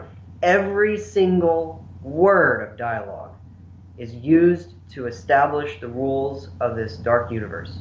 Everything. And the pieces are like barely even... It's almost like they're hinting at pieces. They're not actually giving us the real pieces of this universe. They're hinting at pieces to try to tease us, which means that they're very concerned about something that they haven't really attached themselves to yet. Or no, that's not the right term. It's like they're very concerned with something that they have no interest in. It doesn't feel like they have really any interest in building a universe, but they're going to have to anyway, so they give us all this expository information that gives us, especially in that middle section with Russell Crowe, where they give us this information about the future universe, and then they also have this other plot going on with the actual mummy, the character of Ahmedet, played by Sofia Boutella, where we learn about all of the relevant information is in the prologue. All of it. We learn about what motivates her. We learn about why she's a mummy, why she's been mummified, and then it just kind of throws the Tom Cruise and Jake Johnson characters and Annabelle Wallis's character into this mystery that's not even really a mystery because we've already seen all of the relevant information, and then throws them into this generic climax with a lot of action and a lot of glass blowing outward, and that's basically all of the action. And a lot of I will give it one positive. I will give it one positive, and I figured this out, and it doesn't have a but attached to it. The opening shootout has kind of an enjoyable romp feel when they're in Iraq and they're being shot at by insurgents. And the plane crash, we've seen better ones. There's a plane crash in the movie that kind of sets up the plot. We've seen better plane crashes in movies, but nevertheless, some neat stuff there, especially how Alex Kurtzman, the director, keeps his camera in one place during the crash. That's pretty neat. That's really the only thing this movie has going for it in terms of the action. All the other ones are very bland, very generically staged. The romance that's kind of shoehorned in between Tom Cruise and Annabelle Wallis means absolutely nothing. She's there to be a damsel in distress and to make a sex joke about him in the beginning. That's basically it. The cast kind of went on the record in a bunch of interviews saying how feminist this movie was. Yeah, no, this is not the paragon of feminism that they seem to think, because the other prominent female character is the mummy, and she's there to awkwardly gyrate and then be shackled in chains and then just kind of scream and break stuff, and that's it. It's just not it's a lazy movie. It's a really lazy movie. Another major disappointment is that I actually don't think that Tom Cruise is very good here. I think that he certainly retains his own charisma, but the thing is, like I was explaining with American Made, is that the great Tom Cruise roles are the ones where not only is he charismatic, his character is, because you can't imagine the character being played by anybody else. That goes for any of his roles, whether it's one of his great action roles, like Ethan Hunt in the Mission Impossible movies, or Top Gun, or whatever. Going well back into his career to something like that, or his serious roles, stuff like A Few Good Men, Eyes Wide Shut, Minority Report, Magnolia. These are roles that whatever the properties of the characters, the character in Magnolia is kind of a not a nice guy. It's still a Tom Cruise role because of his charisma. This is a role that could have been filled by literally anyone. Anyone could have done this role. This is not something that Tom Cruise needed to be in. I understand, from a PR standpoint, this is killer. They're thinking that they're probably going to make a bunch of money on this movie because of Tom Cruise being in it. He's still a huge star, but the role itself is not a Tom Cruise role. He's only able to bring his own charisma to it, and that's not enough. It's like he's trying too hard in a role where he really didn't need to try. Like, if he had to even play this role, he didn't even really need to try. This is something that he could play in his sleep, but it doesn't even share his charisma, so it's unnecessary for him to play it. And it really results in a weird performance that doesn't fit with the rest of the movie, weirdly enough. Even, with everybody else who's kind of hamming it up, I guess, in a certain way. All of the actors really look bored to me, with the exception of Sofia Boutella, but even she's just asked to, again, awkwardly gyrate. Maybe except at the beginning, but it's just a bad movie. It's so dull. I feel like, honestly, like, I'm going to wish luck to really the only other movie this summer that feels, big blockbuster movie this summer that feels like it could be as boring as this, and that's Transformers in a couple weeks. I'm going to wish luck because I feel like even that may not be worse than this. I feel like that there's going to be some sort of feeling of effort in terms of how Michael Bay, stages all of his action. He certainly puts all of his love of pyrotechnics into that, and so there's going to be that element of effort, even if it's nowhere else in the movie. We'll have to see, of course, but nevertheless, this is so boring. It is so boring. I honestly just mentally clocked out like 25 minutes into this thing. The particulars of the plot are kind of escaping. Which is what Joel does when he records each week with me. Honestly, like, the particulars of the plot, it's leaking out of my brain. It's so forgettable. It's just such a flimsy little superfluous movie that kind of was made. It feels like it was made to bridge the gap between Wonder Woman and better movies, and it's just, I don't know, man. I just don't like this at all. Like, what it boils down to is, you're right. Like, it felt like no one cared while making this, and this is a great example of the most cookie cutter, bland, average film to just pump out of the Hollywood system. Like, this is exactly what we do not like. Like, because Joel and I see, we see hundreds of movies a year. You have to stand out. So when you give us this generic, schlock, we're going to be like, wow, this has no substance to it whatsoever. And you're trying to create a universe. You want other people to like care about your other characters, but you can't even make us care about this or have even at least like hokey fun with it. It wasn't even fun. And like when you look at, Brendan Fraser's movie, that knew what it wanted to be. Yeah, it was a dumb franchise, but it's like something you could play in the background. It's like I have no desire to ever watch this one again. Yeah, I liked all three of the Brendan Fraser movies. I think they're fun. We talk about guilty pleasure franchises. I hate the term guilty pleasure because I never feel guilty about the stuff that I like. But you still use it.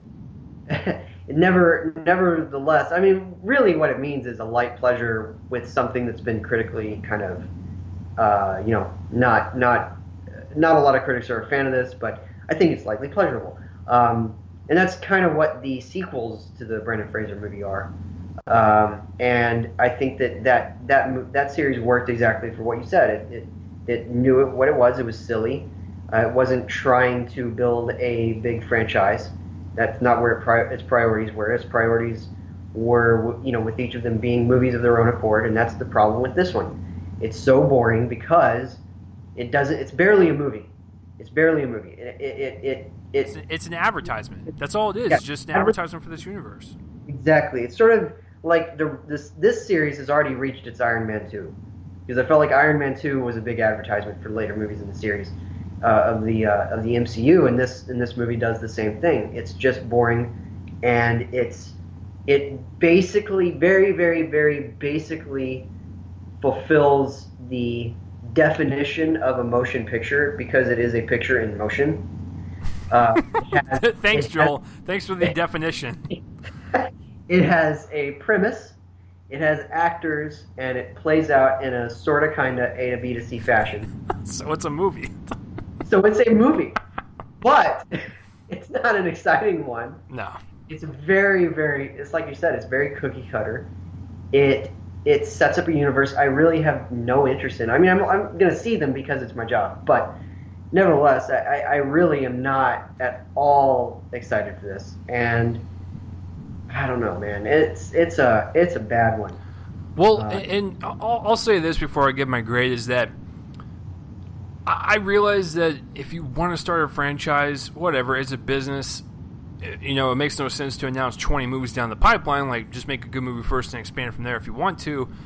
But they can turn this around. This is not, an end-all, be-all type of movie. It is a terrible movie, but they could change it around. They could have a good addition to Frankenstein or the Wolfman or, Invisible Man. They could have great additions. This is just not a good start to do that. So I'm going to give The Mummy 2017 version a straight-up D, so it can suck the big old fat D. So I did originally give it a C-, because I did say that while it be a stupid, dumb film, it's still a competent film made by people.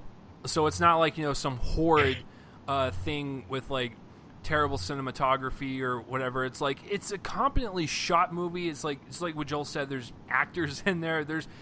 People made this movie, and it is a movie, so at the very, best, I would even consider this as just an okay movie, but there's just so many terrible parts to it, and so many terrible, like, sequences and whatnot, to where I'm actually going to dip it down to a D.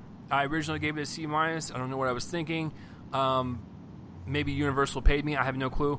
But I think a D is perfect for this because there are some technically okay stuff in here, like technically, like camera placement and all that stuff. But as a film, it just does not work. So, Joel, what is your grade you're going to give this? Yeah. So, interestingly enough, it's weird. So, I no longer do bottom 10 lists at the end of the year. I think I mentioned that before on the show.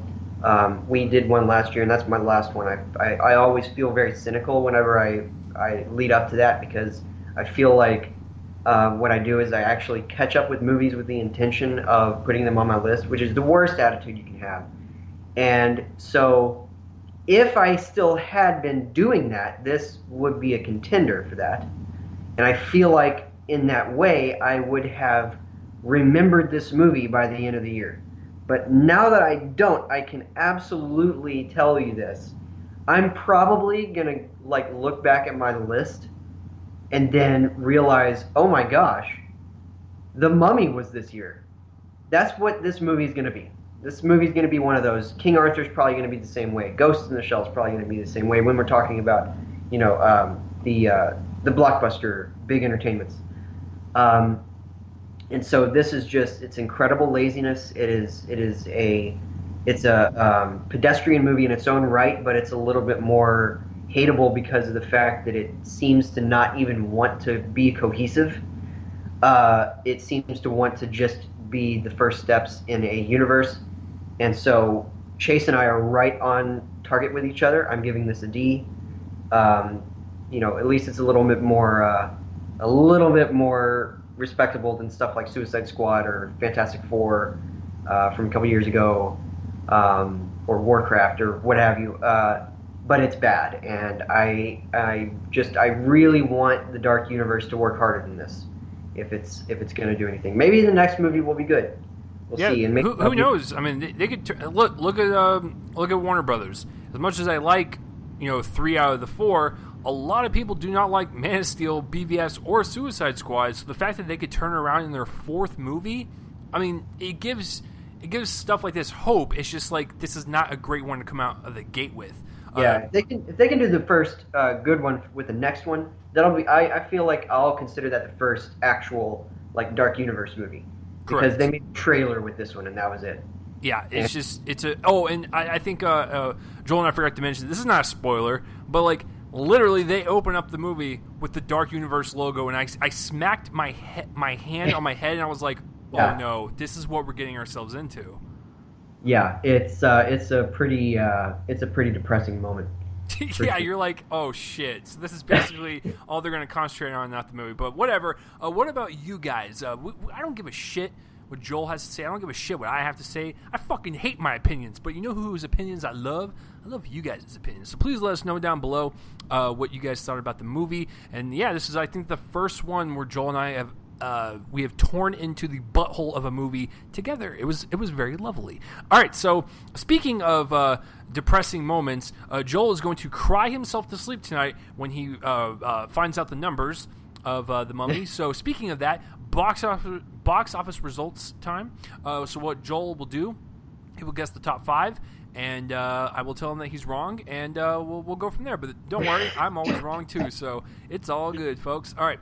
So, Joel, would you like to guess the top 5? And I always give Joel this courtesy, and he always gives me this courtesy. I can tell you what the new releases were, and you can determine it from there. So, the new releases this week were The Mummy, It Comes at Night, Megan Levy, and a couple other smaller ones, but they're so beyond even the top 10 that it doesn't even matter. So those were the 3 that came out: The Mummy, It Comes at Night, and Megan Levy. So Joel, what is your top 5 pick? All right, I'm just going to say that probably It Comes at Night is nowhere near the top 5 at least. So I'm going to say that maybe number 5... Oh, goodness. I'm thinking... I'm going to say maybe number 5 is Guardians of the Galaxy Volume 2. Number 4, I'm going to go out on a limb and say Captain Underpants stayed up there a bit. So I'm going to say number 4 is Captain Underpants. Number 3, Pirates. Oh gosh, this is really hard with the top 2 because I have this theory that while The Mummy might have done well, man, I just don't know. Yeah, number 2, Wonder Woman. Number 1, The Mummy. Joel, first of all, you only got one right. But if you would have switched your other picks, you would have gotten a perfect list. So, believe it or not, It Comes at Night was close. It came in at number 6, was $6 million. and it was only $242,000 away from number 5. And if you guys were wondering why we did not review It Comes at Night, that will be next week's episode with the Tupac movie. So just letting you guys know, we pushed it to next week. So it'll be an all indie episode next week. But it came out at number 6. Number 5, Joel got the one right. Guardians of the Galaxy Volume 2 is $6.2 million. It's doing very, very well right now. Its budget is $200 million. Double that with PA and marketing and stuff.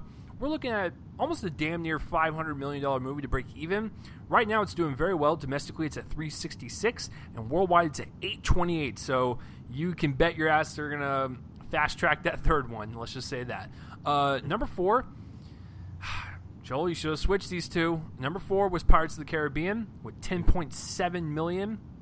I thought Pirates was a very, very average movie. It's very painted by numbers, but it was still better than The Mummy. But it's doing actually very well overseas. Domestically, it's at $135, and worldwide, it's at $528 on a budget of $230.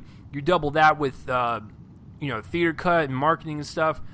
I mean, you're looking at maybe $525-ish. To break even. They're at $528, so I think they're on the fast track to get a little profit from this movie. And it's not over yet. I mean, it's still going to chug along and make some money. So, it'll be interesting to see Disney cannibalize each other with Guardians, Pirates, and Cars 3 next week. And Jesus Christ. Number 3 is Captain Underpants: The First Epic Movie with $12.3 million. The budget is unknown, but domestically it's at $44, and it's got about $800,000 in foreign territory, so it's about $45 million worldwide. And I gotta tell you guys just real quick, saw the movie yesterday. It was fucking awesome. Like I would actually give this movie a solid A. Like I have a little bit of issue with the villain in terms of the amount of screen time, but other than that, that was a really good adaptation of that book. Like that book is satirical, it's ridiculous, but it's very charming and very likable, and the movie captures that.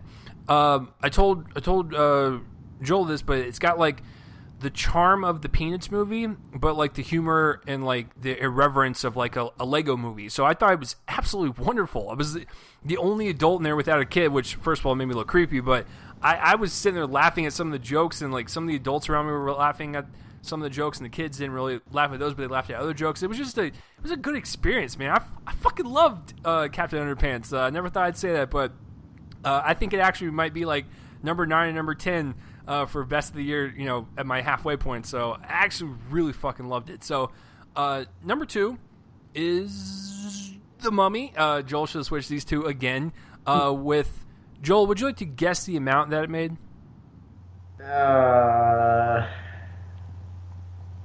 Goodness, I'm going to say I have no idea. I know only that it really kind of disappointed financially on its opening night, or the Thursday preview showings. I'm going to say... Actually, I'm just going to let you tell me, because I really don't know. It's hard to predict this. Okay, well, there's two things that are funny about it and one that's not funny about it. One of the first funny things about The Mummy is that it has one writer listed. That's cute. There were 6. The second funny thing is that it only made $32 million domestically, so it did not do that well here. The non-funny thing, and Joel's going to have a heart attack, it made $141 million overseas for a grand total opening weekend of $174. Its budget is $125, so you double that and add the marketing and stuff. We're looking at pretty close to a $300 million movie, and the fact that it's almost made $200 million on its first weekend, it's going to make its money back. They're going to continue this universe and fuck me sideways. So, Joel, does this make you cry a little bit? Like, is your heart, like, is it crushed, or is it, like, trampled? Like, give me your thoughts on this. It's a crispy black potato in the cone. That sounds gross. All right, so yeah. That sounds really unappetizing. Thank you for that. I'm about to eat lunch after this. Number 1 is Wonder Woman. Joel, would you like to guess how much it made in its second weekend, and would you also like to guess its percentage drop? Like, was it in the 40s, 50s, or 60s? I'm gonna say maybe in the 40s. And I'm gonna say maybe that it made more than 100. I mean, not more than 100. Wow. Well, I mean, I know it's made more than 100 overall. I'm talking about the weekend. I'm gonna say maybe good 50 million. Oh, you were close on both. It actually only dropped 44%, which is very good for a superhero film and any blockbuster in general. And it made 57 for the weekend for a grand total domestically. Let me pull up the numbers here. Domestically, holy shit, this is awesome. 205 million domestically, and worldwide it's made 435 on a $149 million budget. Guys, they're already in profit margin. When you double 149, you're looking at 298, and then with the marketing and stuff, you're looking at maybe 350 because they spent a lot of marketing on this. The fact that it's already made over 400 is fucking awesome. So, Warner Brothers, congratulations. You're chugging along. So that is it for the weekend box office. For next week, before we wrap up episode 187, we will have All Eyes on Me, and It Comes at Night. Should be a lot of fun. It's going to be an indie throwdown. Which one will be better? But let's end this episode. Joel's he always gets sick and tired of me at this point in the recording. So Joel, where can the people find you online? Well, I'm on my own website, Joel on Film. For those of you who go there right after this, my reviews for the weekend are not up yet. I'm still actually trying to wrap my head around It Comes at Night, but that review is coming. And then I'll be uploading the other two that I have this weekend as well. And then I am found at Twitter at Copling_Joel. I'm on Letterboxd. I occasionally write for Podcasting Them Softly. Not so much lately, but they still have great content over there. And then, of course, DallasMovieScreenings.com. This is the official podcast of that website. That is correct. Yeah. If you guys go to DallasMovieScreenings.com, you can find both and I Joel's kind of combo reviews. You can go to Joel's website to find his stuff. And then if you actually want to see my It Comes at Night review early and Joel's early eventually, we will both have ours up. But if you were a straight up just weekly podcast listener, you will get that next week. But if you're a little curious, a little antsy, then I have it on my YouTube channel. And speaking of that, that's Real Chase Lee, and that's also my Twitter handle at Real Chase Lee. But all the links in the description below for Joel and myself will be down below in the description box. And then, of course, the intro and outro music is done by my friends band Fervent Roze. Check them out as well. And that will do it for this week's episode of Real Me and Cole, a movie podcast. And hey, listen, if you guys made it through this entire 2-hour long podcast, whether you're taking a dump, working out, or driving to work, and you were not a movie fan, well, hopefully we convinced you to be one. I'm Chase Lee. That is Joel over there in the corner, crying that The Mummy made as much money as it did. We will see you guys next week for an indie throwdown. Speaking of the outro music, let's play that right now. You guys are fucking awesome. Peace out.